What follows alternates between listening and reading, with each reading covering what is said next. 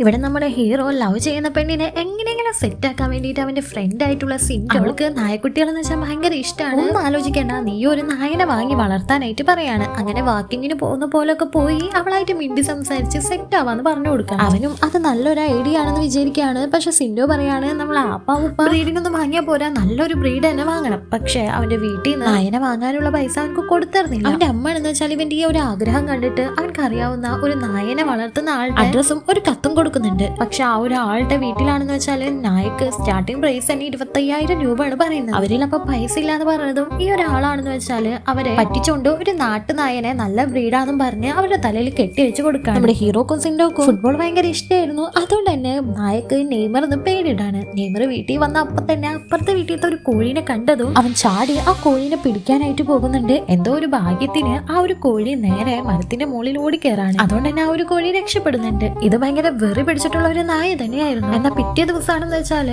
ഹീറോന്റെ വീട്ടിലേക്ക് ഒരാൾ ഓടി വന്നതിന് ശേഷം നിങ്ങളുടെ നായ അവിടെ എന്താ ചെയ്തേക്കണേന്ന് നോക്കാനായിട്ട് പറയാണ്. ഹീറോന്റെ അച്ഛനും സംഭവം എന്താണെന്ന് അറിയാൻ വേണ്ടിയിട്ട് അങ്ങോട്ടേക്ക് പോകുമ്പോഴാണ് മനസ്സിലാവുന്നത് നെയ്മർ ഒരു ചർച്ചിൽ വന്നിട്ട് ചർച്ചിന്റെ ചാവി എടുത്ത് വായിൽ വെച്ച് ചർച്ചിന്റെ മുകളിൽ കയറിയിരിക്കുകയാണ്. ഇപ്പൊ അവിടെയുള്ള ആൾക്കാരെല്ലാവരും നിങ്ങളുടെ നായല്ലേ പറഞ്ഞത് വാങ്ങിത്തായെന്ന് പറയുന്നുണ്ടെങ്കിലും ഫയർഫോഴ്സിനെ വരുത്തിയിട്ടാണ് ഇപ്പൊ ആ ഒരു നായയെ താഴെ ഇറക്കിയത് തന്നെ. എന്നിട്ട് പോലും കുറച്ചുപോലും അടങ്ങാതെ അവൻ അവന്റെ കുരുത്തക്കേട് കാട്ടിക്കൊണ്ടേ ഇരിക്കുകയാണ്. പക്ഷെ ഹീറോക്ക് നെയ്മറിന്റെ ഭയങ്കര ഇഷ്ടമായിരുന്നു. അവനെ കുളിപ്പിച്ചു കൊടുക്കലും നഖം വെട്ടിക്കൊടുക്കലും അങ്ങനെ എല്ലാ ജോലിയും അവൻ തന്നെ ചെയ്യാണ്. ഇപ്പൊ അവൻ വിചാരിച്ച പോലെ തന്നെ അവൻ സ്നേഹിക്കുന്ന പെണ്ണിന്റെ കൂടെ ഡെയിലി വാക്കിങ്ങിന് പോയി. ഒരു നെയ്മർ കാരണം തന്നെ അവളുടെ ഫോൺ നമ്പർ വാങ്ങി അവര് സംസാരിക്കുന്നുണ്ട്. ഇപ്പൊ ഹീറോ എവിടെ പോയാലും നെയ്മർ അവന്റെ പിന്നാലെ പോയായിരുന്നു. ഹീറോക്ക് ഫുട്ബോൾ എന്ന് വെച്ചാൽ ഭയങ്കര ഇഷ്ടമായിരുന്നു. ഒരു ദിവസം ഫുട്ബോൾ കളിച്ചുകൊണ്ടിരിക്കുമ്പോൾ അവൻ വീണ് കാലിന് പരിക്ക് പറ്റുന്നുണ്ട്.